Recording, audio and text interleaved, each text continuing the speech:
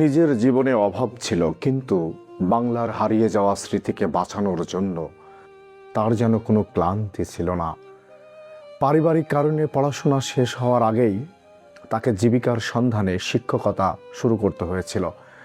ঢাকা, মুন্সিগঞ্জ, কুমিল্লার বিভিন্ন স্কুলে চাকরি করেছেন, সংসারের দায়িত্ব সামলেছেন, আর সেই চাকরির পাশাপাশি নিজের পড়াশোনাও চালিয়ে গেছেন। আমি যে আশ্চর্য মানুষটির কথা বলছি তার নাম দীনেশ চন্দ্র সেন। কিন্তু এই আশ্চর্য মানুষটি এরপর যা করলেন সেটাই তাকে ইতিহাসে আলাদা করে দিল। বছরের পর বছর অনাহারে অর্ধাহারে তিনি পূর্ববঙ্গের পল্লীগ্রামে ঘুরেছেন। তার লক্ষ্য ছিল যে পুঁথিগুলো মানুষের ঘরে পড়ে আছে, যে গানগুলো কেবল মানুষের মুখে বেঁচে আছে, যে কাহিনীগুলো আর কয়েক প্রজন্ম পরেই হয়তো হারিয়ে যাবে, সেগুলো উদ্ধার করা। কুমিল্লায় শিক্ষকতা করার সময় হাতে পাওয়া প্রাচীন পুঁথির জন্যও তিনি বহু কষ্ট স্বীকার করেছিলেন। আর তার এই কাজকে জসিমউদ্দিন যেভাবে দেখেছিলেন সেটি হয়তো সবচেয়ে সুন্দর মূল্যায়ন।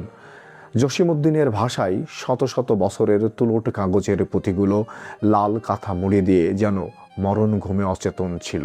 দীনেশ চন্দ্র তার বঙ্গভাষা ও সাহিত্যর সোনার কাঠি দিয়ে তাদের জাগিয়ে তুলেছিলেন। ভাবুন একবার, একদিকে নিজের জীবনের অভাব, অন্যদিকে এমন এক সম্পদ উদ্ধারের সাধনা যার মূল্য তখন কেউই দিতে চায়নি। আজ আমরা ময়মনসিংহ গীতিকা পড়ি, মহুয়া, মলুয়া, কমলার কাহিনী জানি, কিন্তু সেই গল্পগুলোর পিছনে ছিল একজন মানুষের দীর্ঘ শ্বাস, দীর্ঘ পথ চলা, কষ্ট আর ক্লান্তি।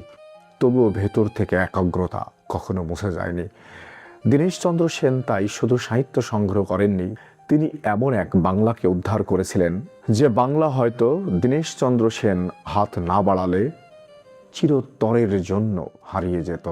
অন্তরের অন্তঃস্থল থেকে দীনেশচন্দ্র সেনের জন্য গভীর শ্রদ্ধাঞ্জলি।